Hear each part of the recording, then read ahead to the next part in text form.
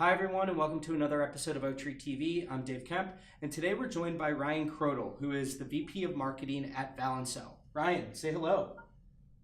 Hey Dave, it's great to be here. Thanks for joining. So Valencell is a biometric sensor technology company. Ryan, why don't you tell us a little bit about what Valencell does? Biometric sensor technology uses a variety of different technologies to measure things like heart rate and heart rate variability and blood pressure and other biometric signals in the body by shining light into the body and measuring how much of that light is reflected back based on blood flow. It's a methodology that's been around for decades. In fact, if you think of the finger clips or the earlobe clips that are still used in hospitals and healthcare facilities, that's the same technology or same methodology. The difference is that Valencell has made it wearable and made it able to be put into wearable devices of all kinds. That's awesome. So let's start there because I've been following your company for a while. I think what you guys are doing is fascinating.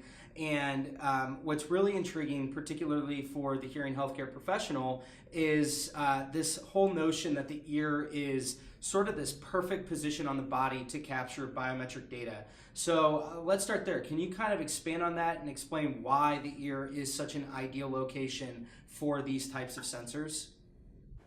Yeah, absolutely. And it's two primary reasons. One has to do with the way that methodology works. So the methodology known as photoplethysmography that I described earlier shines light into the body, measures how much of that light is reflected back based on blood flow.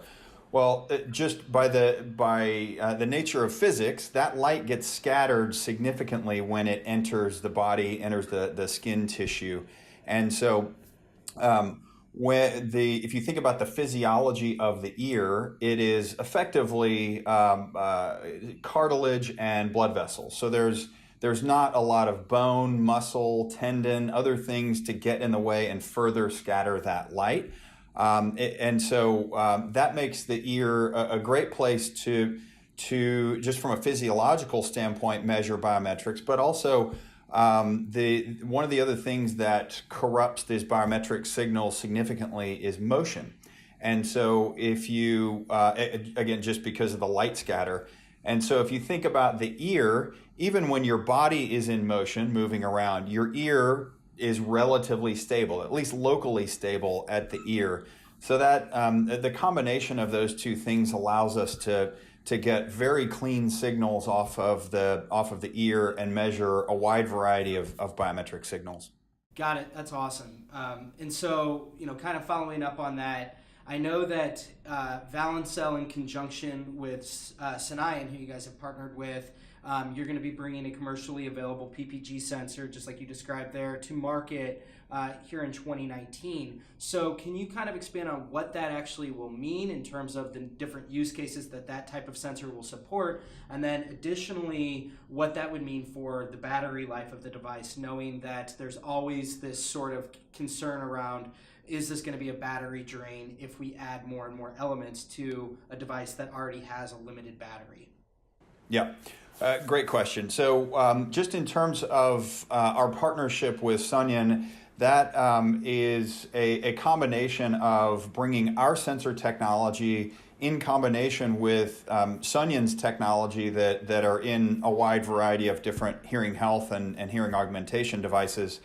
The combination of those two things into a receiver in canal device that will measure biometrics in addition to doing all of the hearing augmentation capabilities that those devices already have. So that will allow someone who is wearing a hearing aid or hearing augmentation device to be able to measure things like heart rate, understand their heart rate variability, which is the time between beats of their heart. That has implications for their general wellness, but also has indications for